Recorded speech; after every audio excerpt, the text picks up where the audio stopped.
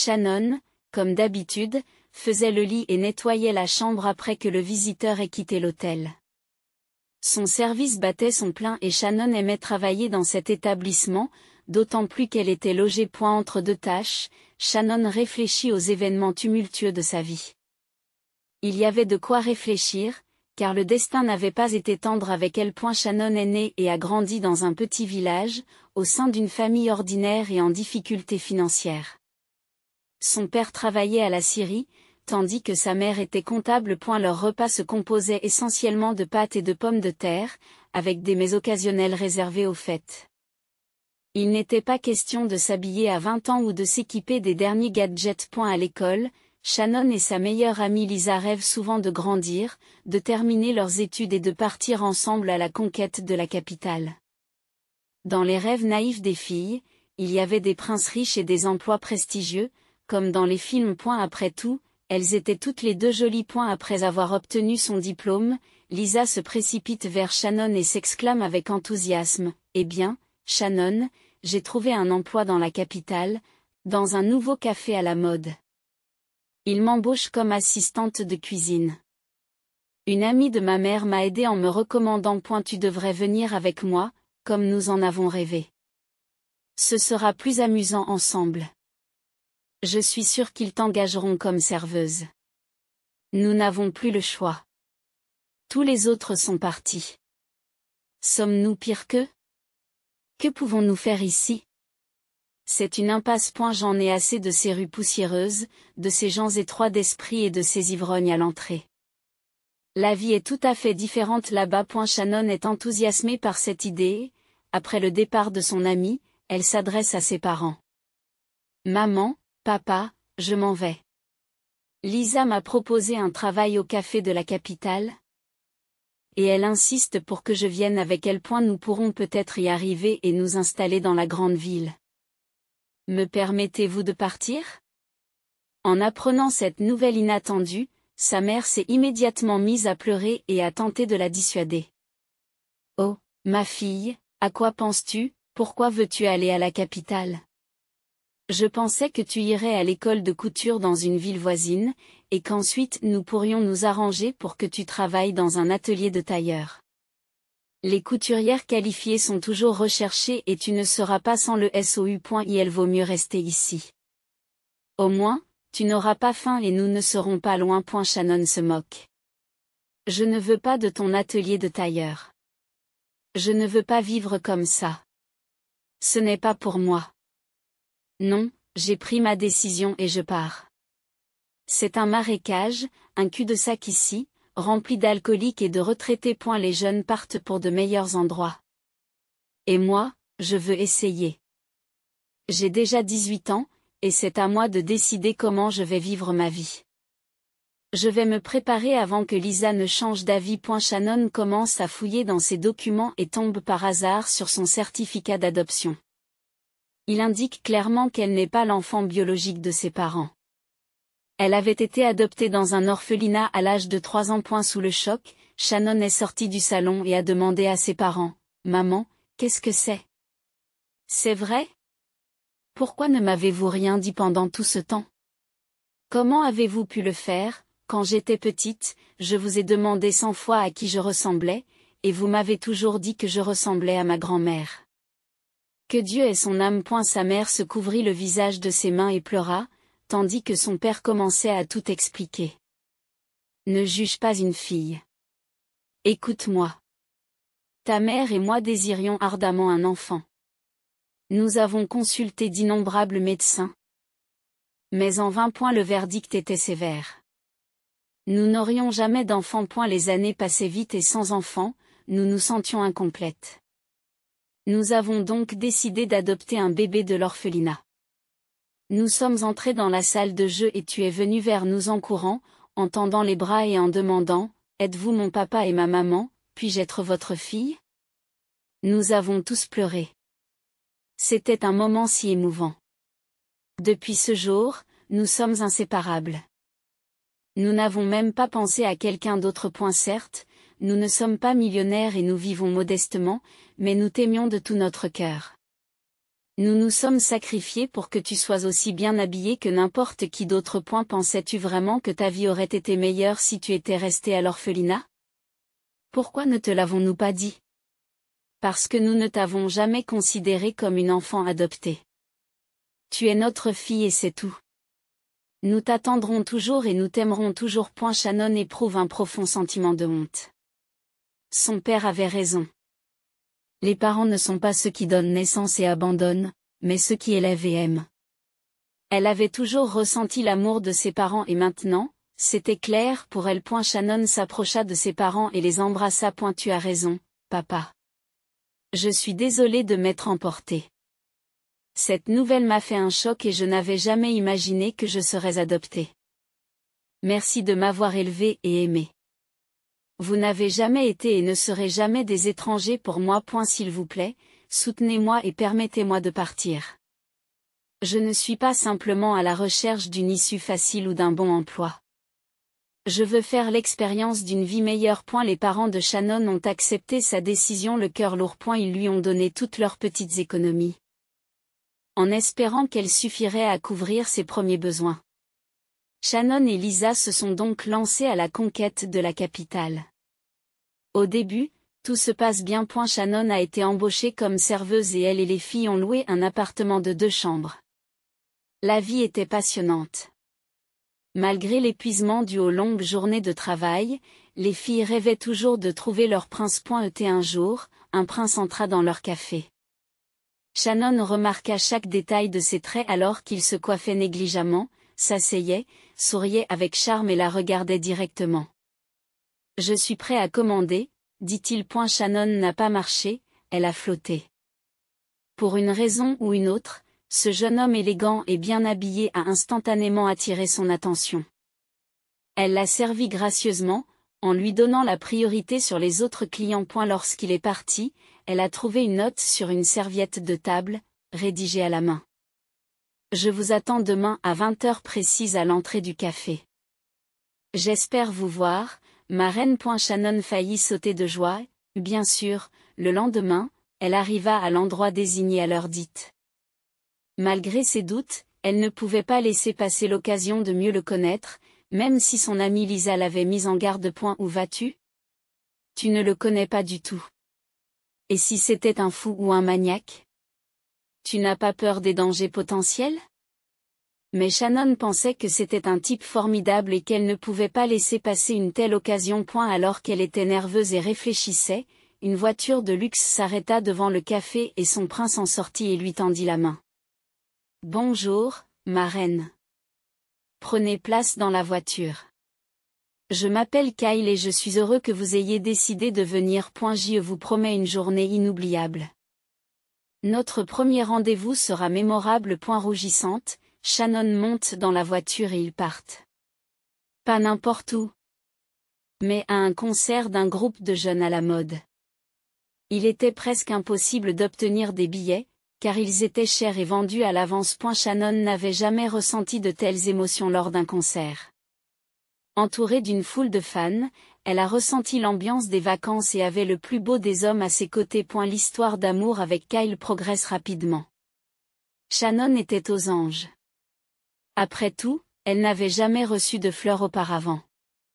Et maintenant, il y avait des roses par brassée, de l'ardeur, des confessions et des baisers passionnés au clair de lune. Elle avait l'impression d'avoir gagné à la loterie.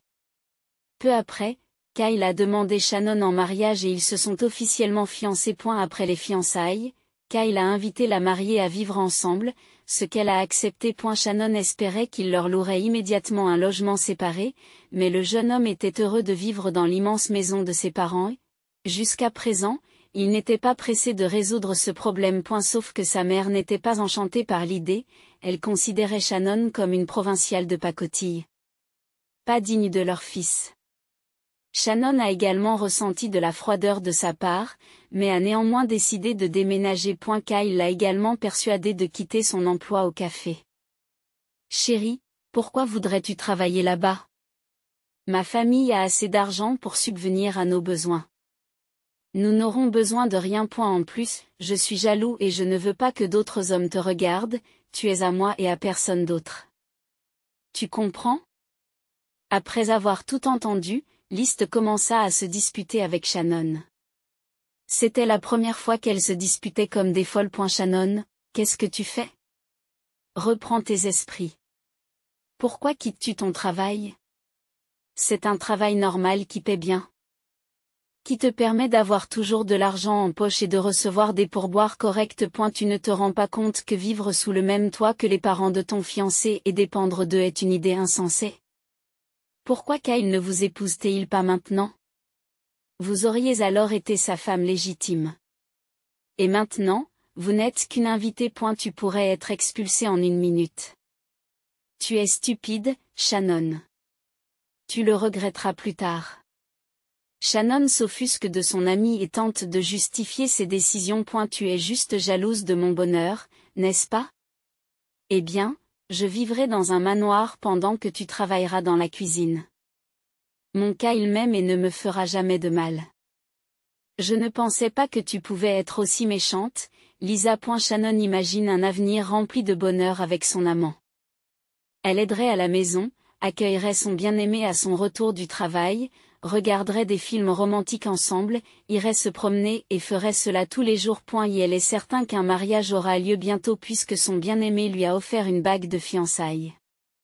Cependant, dès qu'elle a emménagé, la vie a cessé de ressembler à un conte de fées. Kyle se rendait généralement à l'université le matin, laissant Shannon passer toute la journée avec sa mère. C'est là que les intrigues de la future belle-mère ont commencé. Chaque fois que Shannon essayait de cuisiner quelque chose, Madame Fuller s'en mêlait. Chérie, que fais-tu dans ma cuisine? Et quelle est cette horrible odeur d'ail dans toute la maison? Shannon rougit et balbutie. Bonjour. J'ai décidé de faire cuire du poulet avec de l'ail et des épices. Ce sera délicieux. Madame Fuller grimace. Et qui vous a demandé de faire ça? Nous avons Laura, la cuisinière. C'est une excellente cuisinière. Selon le menu et mes souhaits. Pour que ce soit la dernière fois. Nettoyez après vous et jetez le poulet et vos chefs-d'œuvre culinaires à la poubelle. À quoi tu pensais? Prendre le contrôle de ma maison. Shannon s'est enflammée. Je suis en fait la fiancée de votre fils. Il m'a invité lui-même. Vous ne voulez pas que votre fils soit heureux? Pourquoi devrions-nous nous battre avec vous? La femme rit. Bien sûr que je veux le meilleur pour mon fils. Sauf que cela n'a rien à voir avec vous. Kyle est un garçon très amoureux. Il s'est laissé séduire par votre joli visage et vos formes. Mais croyez-moi, cela ne durera pas longtemps. Bientôt, il se rendra compte que vous n'êtes rien. Et il te larguera. Juste pour que tu le saches. Shannon éclate en sanglots et se précipite dans la chambre de Kyle et elle. Elle s'y est enfermée et n'en est sortie que le soir. Elle était tellement blessée. Humiliée pour rien. Le soir, elle a tout raconté au marié. Il a promis de parler à sa mère. Mais lorsqu'il est entré dans sa chambre, il a vu que sa mère était allongée, une serviette sur le front. Et il y avait des pilules sur la table de nuit. Kyle s'est inquiété. Maman, qu'est-ce qui ne va pas? Tu es malade? La femme gémit doucement en se tenant la tête. Je ne me sens pas bien aujourd'hui, mon fils. Ma tension artérielle monte en flèche. Tu es encore nerveuse? Combien de fois te l'ai-je dit? Et tu recommences. Je voulais te parler. S'il vous plaît, ne faites pas de mal à Shannon. Je l'aime beaucoup. Elle a pleuré toute la journée. Pourquoi tu lui fais ça? Elle voulait juste me faire plaisir et préparer le dîner. Qu'est-ce qui ne va pas avec ça? Allez, fiston. Va insulter ta mère. Ton plouc est insupportable. Elle ne connaît ni les bonnes manières ni la décence.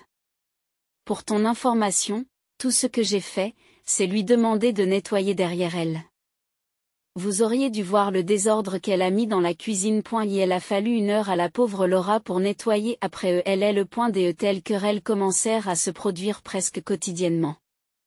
Tout cela sortait de Kyle des deux côtés. Finalement, Kyle n'en pouvait plus. Il en avait déjà assez de vivre avec Shannon. Il voulait la liberté. Des clubs et des fêtes comme avant. Et ne pas écouter les plaintes le soir et regarder le vin de la mariée. C'est ainsi que, sans réfléchir longtemps, lors d'une soirée, il a pris la fille et l'a jetée dehors en prononçant ces mots. C'est fini. Cela ne peut plus durer. Nous avons décidé de vivre ensemble trop tôt.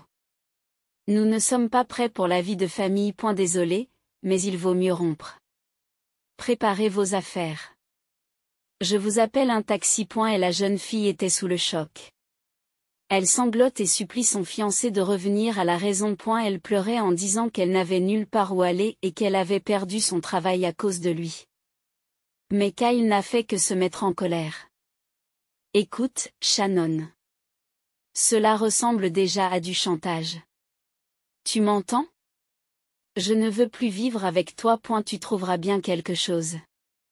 Trouve un nouveau travail, loue un appartement. Qu'est-ce que ça a à voir avec moi? On se sépare. Juste comme ça. Shannon, comme un chien errant ou un jouet indésirable, a été jeté hors de la maison.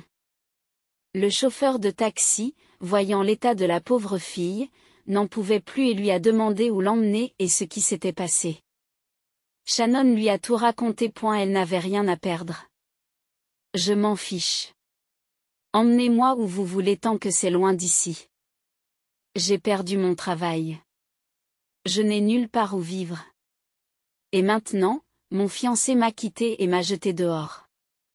Alors je m'en fiche. Je vais devoir passer la nuit au poste. Je suppose qu'il n'y a pas d'autre endroit. Je suis vraiment une idiote. Tout est de ma faute. Mon ami m'avait prévenu que ce serait comme ça. Mais moi, le fou amoureux, je ne l'ai pas écouté. Le vieux chauffeur de taxi secoue la tête. Il a lui-même eu une fille du même âge et a soudain dit que c'était une situation. N'allez pas à la gare. Il y a toutes sortes de racailles là-bas. Et vous savez quoi?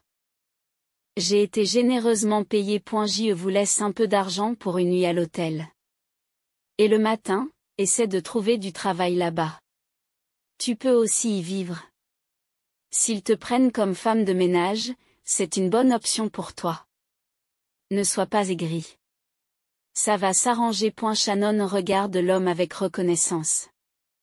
Merci beaucoup. Et la jeune fille a loué une chambre et le lendemain matin, elle a demandé du travail. Elle a eu de la chance. Il y avait un poste vacant et elle a été embauchée.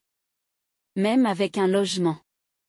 On lui a donné une chambre minuscule, une table et un lit, mais elle en était heureuse. Dans sa tête, elle remercie le chauffeur de taxi qui l'a aidée. Elle ne voulait pas retourner chez Lisa et admettait que son amie avait raison sur toute la ligne. Shannon a abordé son travail avec beaucoup d'enthousiasme en montrant que la chambre étincelait après son nettoyage. Tout semblait parfait, sauf une chose. L'administrateur Frank avait des vues sur la jeune femme de chambre et y voyait une occasion de s'amuser.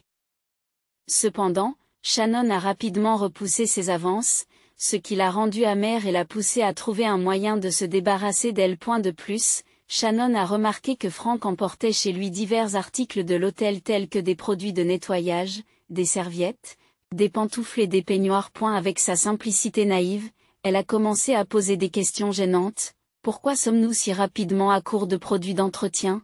Qu'est-il arrivé au paquet de savon parfumé? Frank est devenu furieux et a répété à Shannon de se taire et de s'occuper de ses affaires. Cependant, malgré sa colère, il n'a pas trouvé de raison de la renvoyer. Shannon travaillait assidûment, sans jamais se relâcher ni être paresseuse. Un soir, lors d'une tempête de neige, avec des vents violents et de la neige frappant les fenêtres, l'hôtel a été fermé pour la nuit pour des raisons de sécurité. Tard dans la nuit, l'interphone a sonné. Surprenant Shannon. Elle a demandé qui était là et a entendu une voix désespérée et faible qui disait « S'il vous plaît, ouvrez la porte, je suis enceinte et j'ai froid, je n'ai nulle part où aller. » Le cœur de Shannon a basculé. Elle se souvient de la fois où elle s'était retrouvée dans une situation similaire, sanglotant dans un taxi sans savoir où passer la nuit. Sans hésiter, elle ouvre la porte et laisse entrer l'inconnu. La jeune femme, mal habillée et grelottante, semblait avoir à peu près le même âge que Shannon. Elle portait une fine veste inadaptée au temps et un foulard de soie au lieu d'un chapeau. Ses mains étaient bleues à cause du froid et son gros ventre indiquait qu'elle était dans ces dernières semaines. L'inconnu a supplié Shannon de ne pas me chasser, mais de me laisser rester une nuit. Je promets que je partirai demain matin. Je ne suis pas un fauteur de troubles.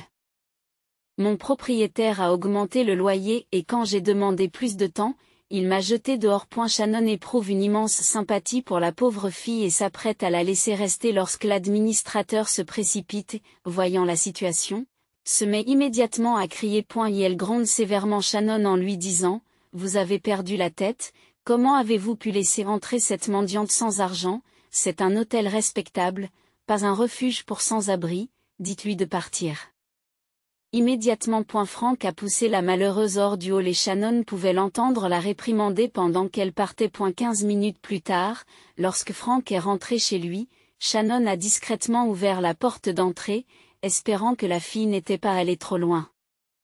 Elle l'a trouvée gelée et démunie, assise sur un banc, grelottant et tapant des pieds. Shannon l'appela doucement. La jeune fille s'approcha avec joie. Et la femme de chambre murmura. Passez par l'arrière de l'hôtel. Là où il n'y a pas de caméra. Je te laisserai entrer par la porte de derrière. Tu peux dormir dans ma chambre, personne ne le saura. Mais partez demain matin, où j'aurai des ennuis. Et la femme enceinte fait le tour du bâtiment en courant, et telle une souris, suit Shannon en silence jusqu'à sa chambre, où elle trouve chaleur et sécurité. Merci beaucoup. Vous avez sauvé ma vie et celle de mon enfant, dit-elle, les larmes aux yeux. Je m'appelle Théa. J'ai grandi dans un orphelinat et ma vie était difficile. Après avoir obtenu mon diplôme, on m'a donné une chambre dans une maison délabrée qui devait être démolie. J'ai trouvé du travail comme coursier et j'ai rencontré mon fiancé, Paul. Il était ouvrier sur un chantier de construction. À eu début, nous avons vécu chez moi, mais il y a eu un incendie électrique et tout a brûlé. Nous avons commencé à louer un appartement et je suis tombée enceinte. Nous étions si heureux que nous avons même demandé à nous marier. J'étais la femme la plus heureuse du monde. Paul m'aimait tellement. Et puis il est mort. Il est tombé d'une hauteur et il n'y avait pas d'assurance. Ce jour-là, ma vie s'est arrêtée. Je pleure encore et je n'arrive pas à m'en remettre. Je rêve souvent de lui. J'ai travaillé autant que possible comme coursier, cachant mon ventre sous des sweatshirts et des sweatshirts à capuche. Mais je gagnais juste assez pour payer le loyer et la nourriture. Quand ils ont découvert que j'étais enceinte, ils ont cessé de me donner du travail. Puis le propriétaire a décidé d'augmenter le loyer.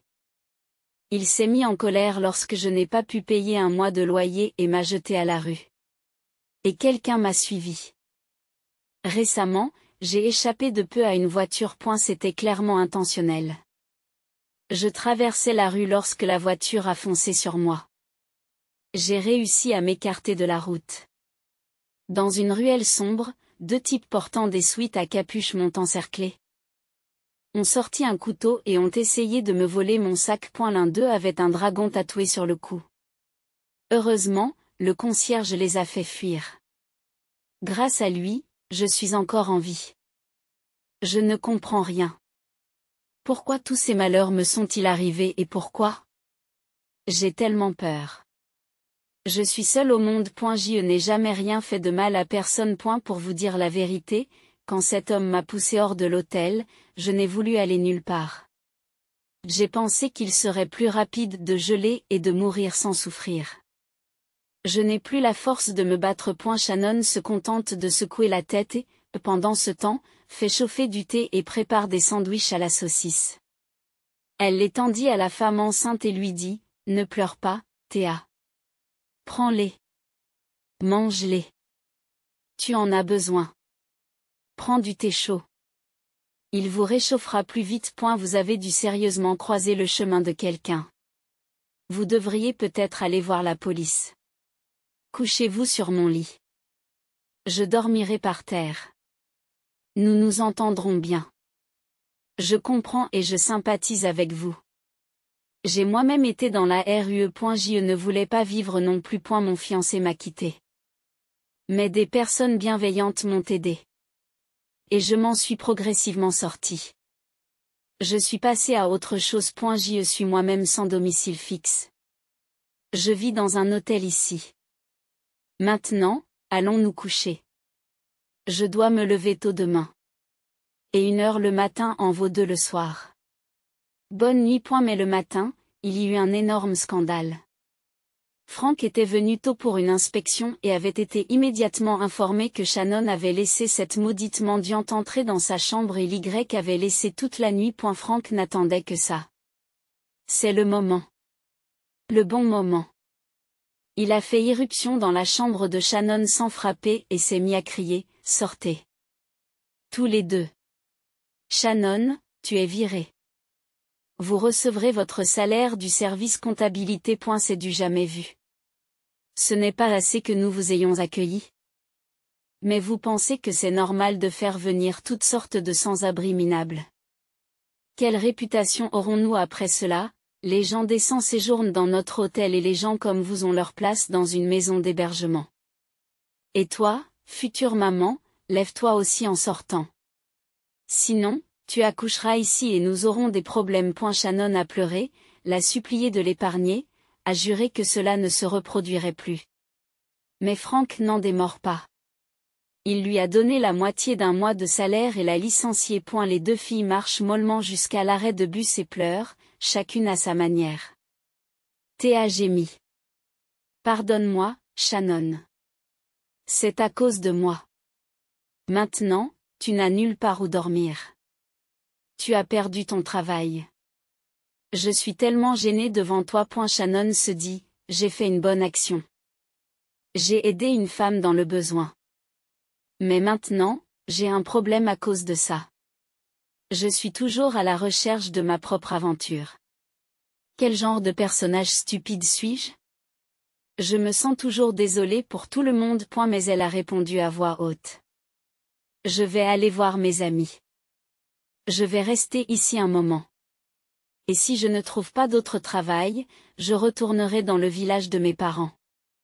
Au moins, j'ai un toit au-dessus de ma tête. Mais toi, comment vas-tu faire face à tes problèmes?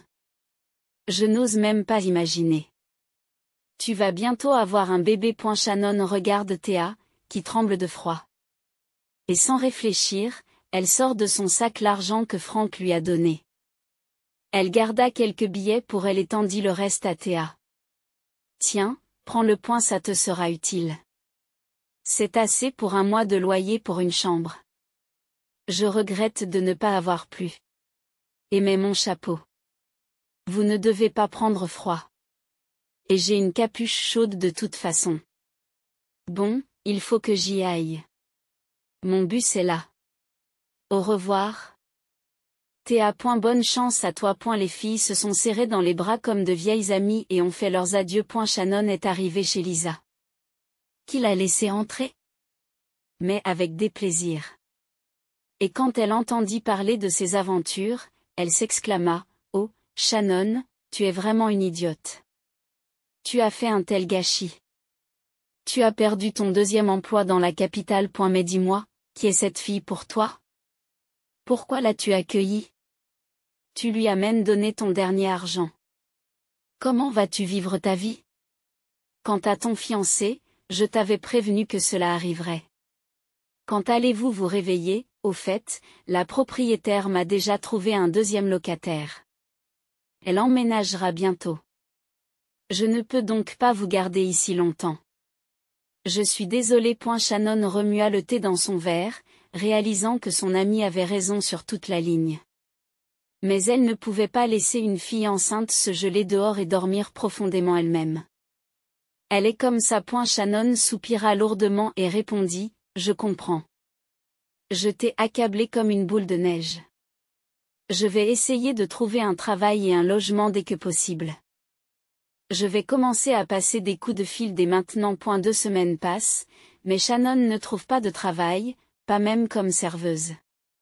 Elle voit aussi que Lisa est de plus en plus nerveuse, même si elle ne le montre pas. Shannon se sentait comme un fardeau. Après réflexion, elle décide d'abandonner et de rentrer chez elle. Elle n'a pas de chance. Quoi qu'on en dise, Shannon se dirigea d'un pas lugubre vers la maison. Shannon se dirigea d'un pas morose vers la gare, traînant sa valise derrière elle. Elle s'étouffe de larmes, car elle n'a rien accompli. Elle avait gaspillé l'argent de ses parents. Soudain, une voiture de luxe ralentit à côté de Shannon, mais elle ne leva même pas la tête et ne s'en préoccupa pas jusqu'à ce qu'elle entende une voix familière. « Bonjour, Shannon. Tu ne m'as pas reconnue, n'est-ce pas? C'est moi. » Théa. Shannon leva la tête et examina attentivement la beauté maigre, élégamment vêtue et coiffée à la mode. Elle sursaute. C'était vraiment Théa. Shannon la salue. Théa, quelle surprise. Je ne m'attendais pas à te voir, et encore moins dans une voiture aussi chère. Tu es magnifique. Comment vas-tu? Théa sourit et dit, monte dans la voiture. Je te raconterai tout en chemin. Il m'est arrivé quelque chose d'incroyable. Shannon hésite et répond, bon, j'ai un train à prendre et je rentre chez moi. La ville ne m'a pas accueilli. Je n'ai pas réussi à m'intégrer et je ne peux plus compter sur mon ami. J'ai honte. Théa l'interrompt en disant, on annule ton voyage et on va chez moi. Tu n'as pas le droit de refuser, Shannon, sinon je serai vexée. Shannon est encore plus stupéfaite et demande, chez toi, n'as-tu pas dit que tu étais orpheline et que tu n'avais nulle part où vivre? Théa rit. C'était vrai jusqu'à il y a quelques semaines. Maintenant, je suis une riche héritière et mon père est millionnaire. Nous vivons dans un manoir à la campagne. Allez, monte.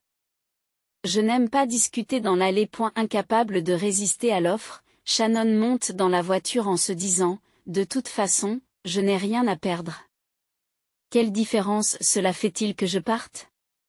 Au moins, j'entendrai toutes les nouvelles. Lorsque le chauffeur amena les filles à la nouvelle maison de Théa, Shannon fut tout simplement stupéfaite par sa beauté et son luxe. Elles sont accueillies par un grand homme à l'allure maladive qui leur dit poliment bonjour. Voici mon père, Gavin MacDonald. Et voici Shannon, le sauveur qui m'a donné un coup de main au moment le plus difficile et qui a sauvé ma vie et celle de vos petits-fils. Au fait, où est mon petit trésor? L'homme a souri et a répondu, ne vous inquiétez pas, Tommy dort. Et la nounou n'est pas loin, tout va bien. Shannon. Je suis ravie de vous rencontrer en personne. Je vous remercie sincèrement d'avoir aidé ma fille. Je suppose que vous ne savez encore rien. Alors, allez-y et discutez ensemble. Je m'occupe de mon petit-fils. Les filles entrent dans le luxueux salon. Shannon ne peut se contenir et dit, Théa, je t'en prie, raconte-moi tout. Je n'arrive toujours pas à croire ce que je vois. Shannon s'est assise dans un fauteuil et Théa a commencé à raconter son histoire. Lorsque nous nous sommes séparés à l'arrêt de bus, j'avais prévu de chercher une auberge ou une chambre moins chère. Mais à cause du stress et des soucis, j'ai commencé à avoir mal au ventre et j'ai été emmenée en ambulance à la maternité une semaine plus tôt que prévu. Le soir même, j'ai donné naissance à Tommy. Dieu merci, tout s'est bien passé. Je suis restée allongée dans le service, ne sachant pas si je devais me réjouir ou pleurer. Où irais-je avec un bébé dans les bras? J'étais totalement désespérée. On me l'a apporté pour le nourrir et j'ai embrassé son petit nez, en pleurant et en pensant à ce que je pourrais lui donner et à la façon dont nous allions survivre.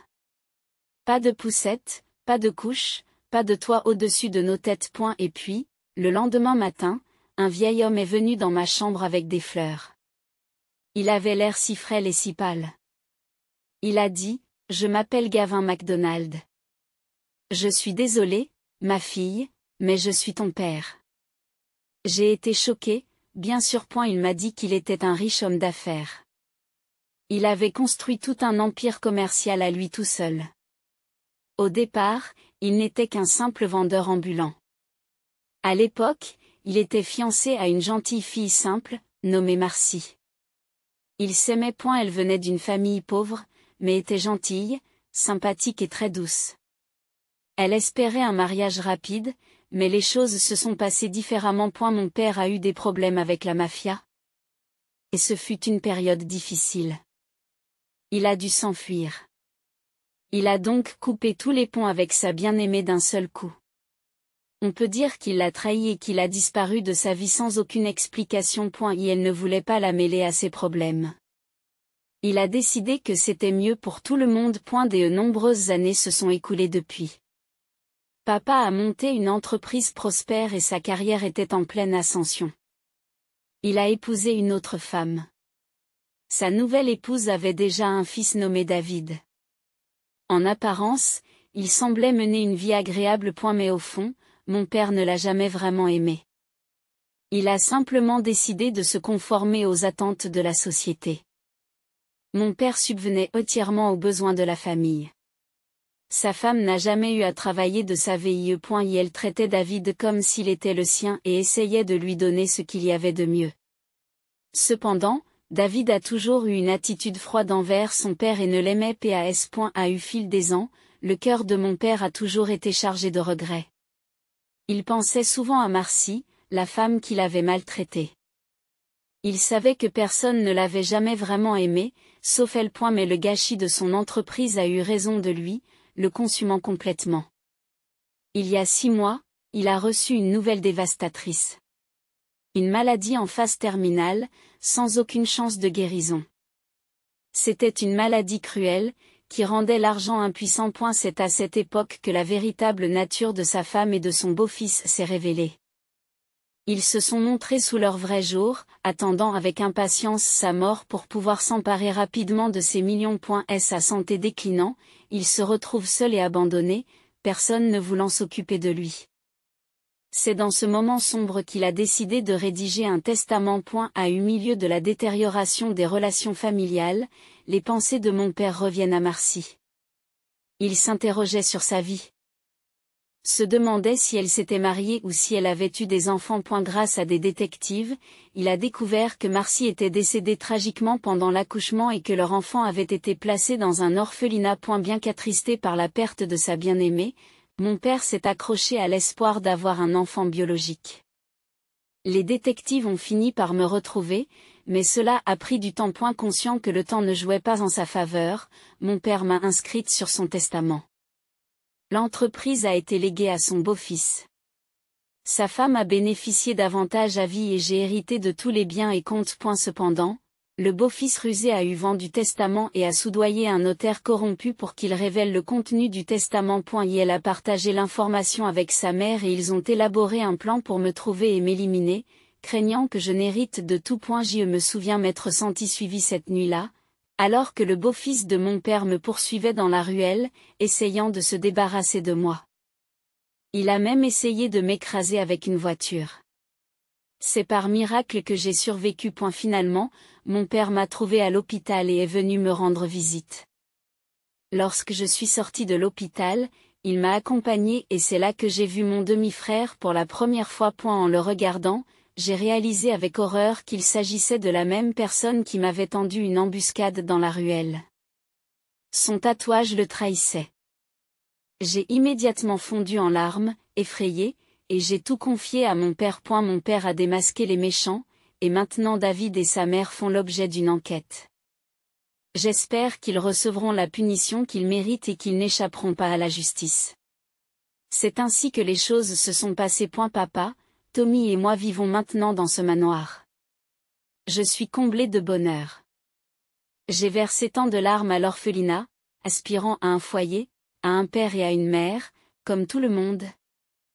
Espérant échapper aux moqueries des orphelins. Aujourd'hui, mon rêve d'enfant le plus cher est devenu réalité. Shannon écoutait attentivement, captivée par le récit qui se déroulait devant elle.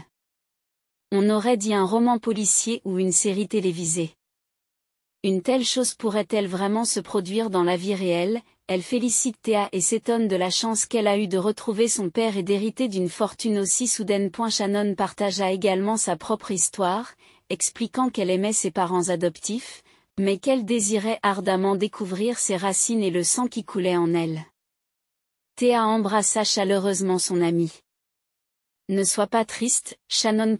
Si c'est le cas, tu trouveras toi aussi tes racines. Viens, je vais te présenter à mon fils. Ensuite, nous pourrons dîner ensemble. Théa entra discrètement dans la chambre d'enfant et sourit à son bébé, qui se réveillait dans son berceau en claquant des lèvres et en clignant des yeux.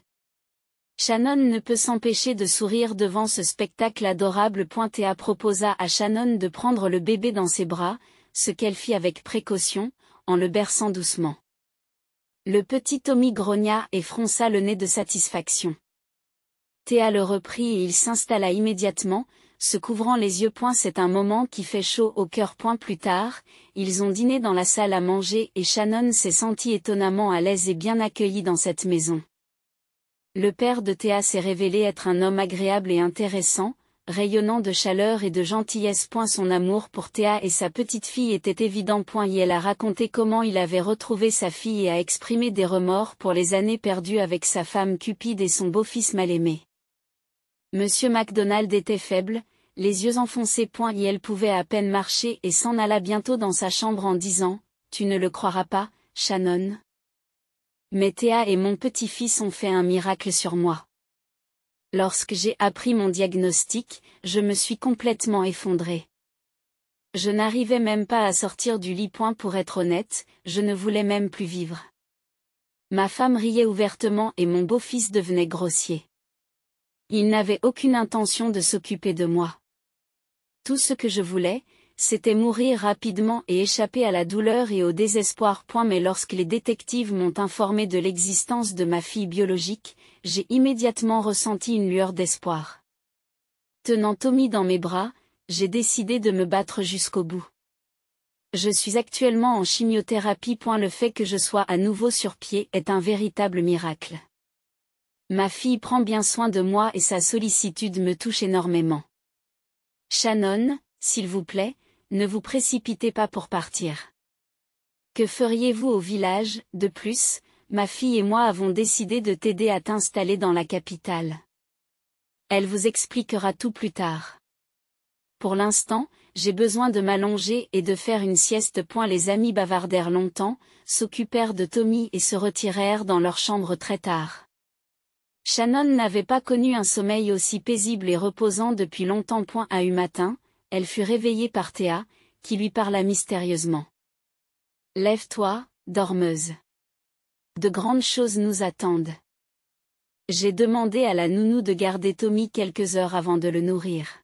« Nous devons nous dépêcher. » Shannon frotta ses yeux endormis et demanda « Pourquoi se dépêcher? Je ne comprends pas ce qui se passe. Pourquoi tous ces secrets? » Théa lui fait un clin d'œil et lui répond « Vous le saurez bien assez tôt. Prépare-toi. Je vais nous faire du thé. » Une heure plus tard, elles arrivèrent à l'hôtel où elles s'étaient rencontrées pour la première fois. Shannon, confuse, dit « Théa, pourquoi sommes-nous ici? J'ai été expulsée, tu as oublié? Ils ne me reprendront pas.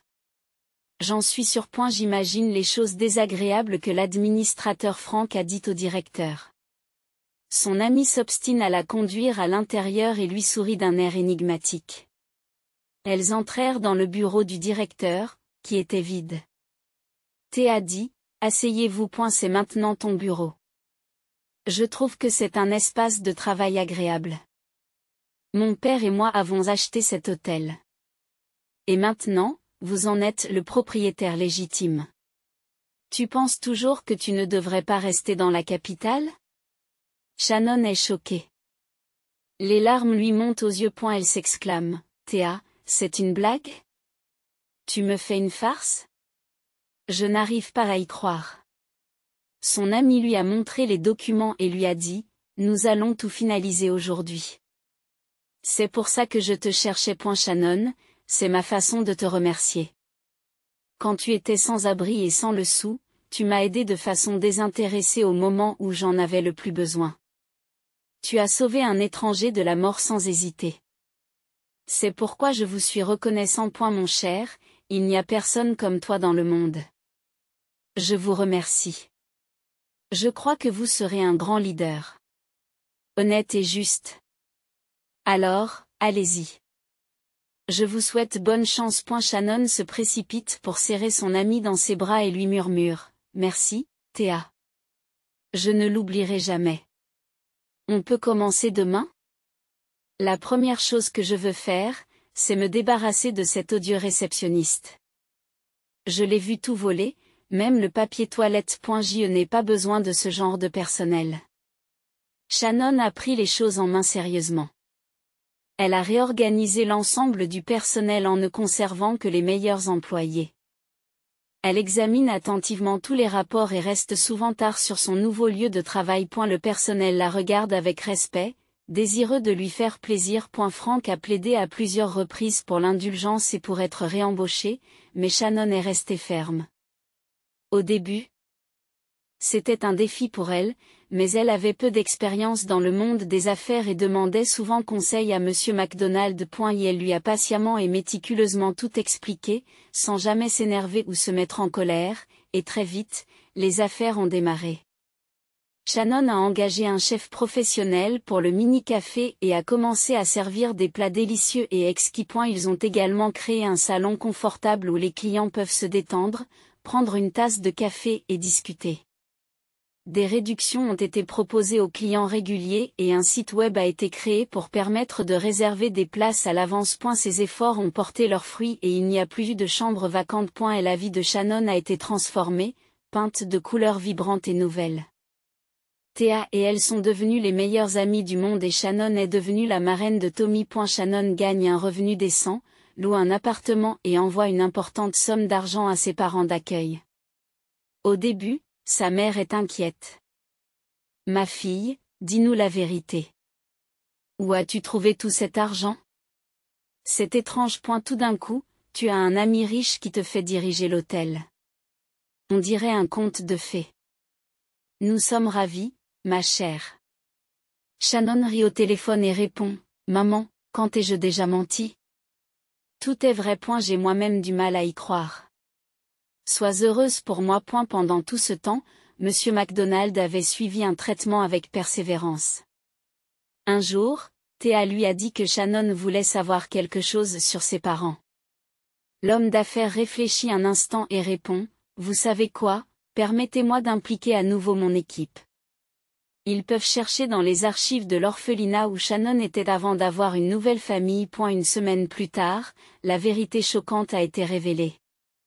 Shannon s'est précipitée à l'hôpital de Monsieur McDonald parce que Thea a dit, « C'est très urgent. » Elle craignait que les choses n'aient empiré avec Thea. Cependant, lorsque Shannon est entrée dans la chambre, elle a vu Thea et son père rayonner de bonheur. « Eh bien, bonjour, ma sœur. Dès notre première rencontre, j'ai su que tu étais plus qu'une simple amie pour moi. C'est pour cela que nous sommes devenus des amis si proches, » s'exclame Thea.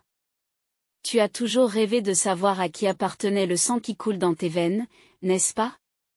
Il y a donc un résultat de l'enquête. Shannon était confus et ne comprenait pas ce qui se passait. Les larmes aux yeux, Monsieur McDonald commence à parler. Ma fille, Shannon, je m'excuse de ne pas avoir su pour toi, de ne pas t'avoir élevé et de ne pas t'avoir aidé pendant toutes ces années. Mais je suis ravie d'avoir à nouveau une famille et une autre fille merveilleuse. Mes détectives ont fait un travail impressionnant et voici ce qu'ils ont découvert.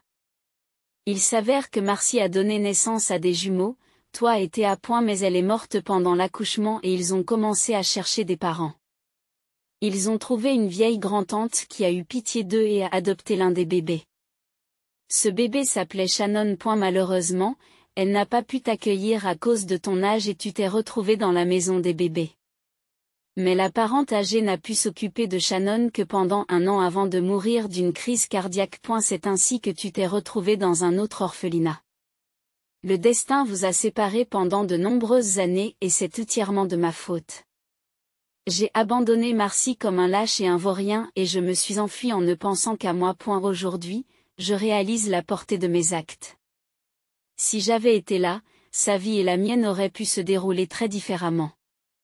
Je peux imaginer à quel point Marcy a dû avoir peur, à quel point elle s'est sentie amère et blessée après avoir été trahie. Je crois que ma maladie est une punition pour mon terrible péché. Pardonne-moi. Ma fille. J'étais un père bon à rien qui s'occupait des enfants des autres sans même savoir ce qu'il en était de mes propres filles. Malheureusement, je ne peux pas revenir en arrière, même si j'aimerais pouvoir le faire, Mais je vous promets de vous aimer toutes les deux jusqu'à mon dernier souffle et de rattraper tout ce que nous avons manqué. Ils s'embrassèrent tous les trois et restèrent assis ainsi pendant un long moment, se tenant par la main et vivant ces moments nouveaux et passionnants. Ils avaient l'impression que leur vie avait été réinitialisée et qu'elle prenait un nouveau départ. Shannon a emménagé dans un manoir et ils ont tous vécu ensemble comme une famille. Un jour, elles ont été invitées à une exposition d'art, un événement caritatif dont les bénéfices seraient reversés au fonds de lutte contre le cancer. Théa et Shannon étaient magnifiques dans leurs longues robes moulantes qui mettaient en valeur leur silhouette parfaite. Monsieur MacDonald, désormais en rémission, fait le tour de la galerie avec ses filles. Elle discute avec enthousiasme des tableaux et envisage d'en acheter un. Soudain, elle tombe sur l'ancien fiancé de Kyle, Shannon et sa mère désagréable, Madame Fuller.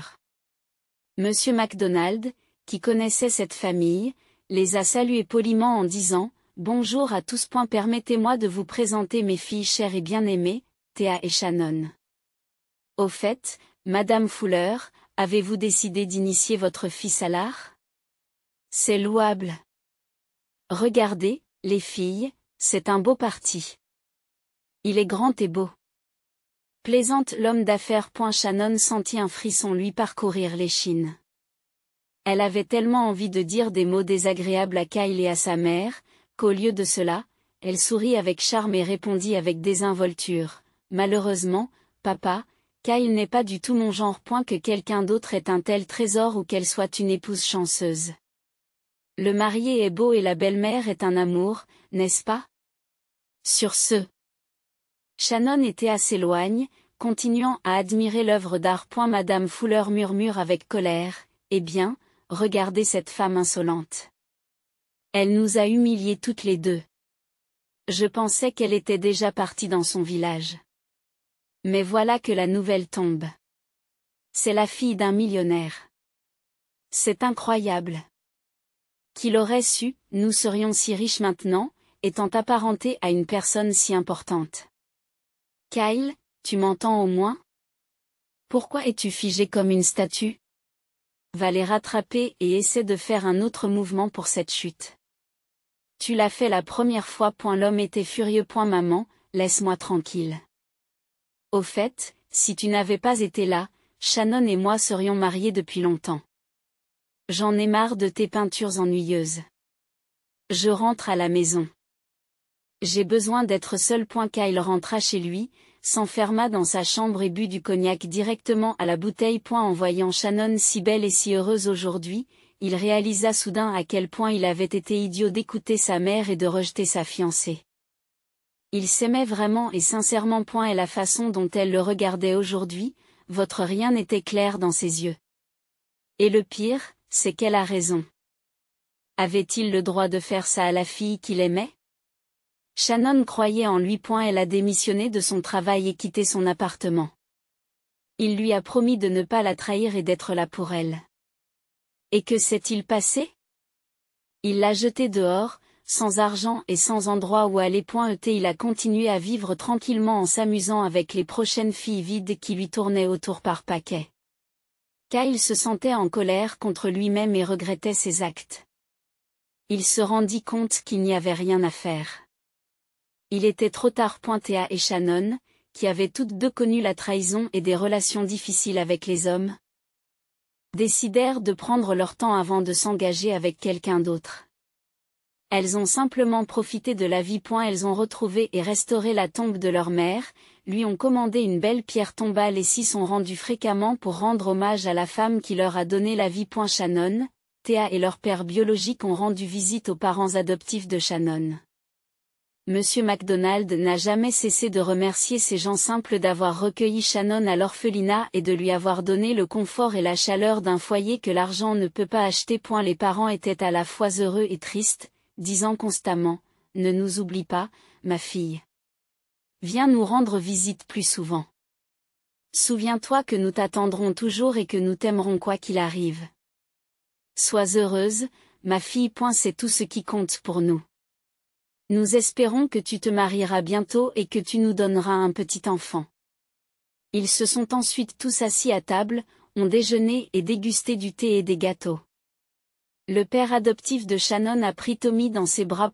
Tommy babillait dans sa propre langue. Dans cette grande famille, personne n'a eu l'impression de ne pas être à sa place. Ils se sentaient vraiment bien et en paix ensemble.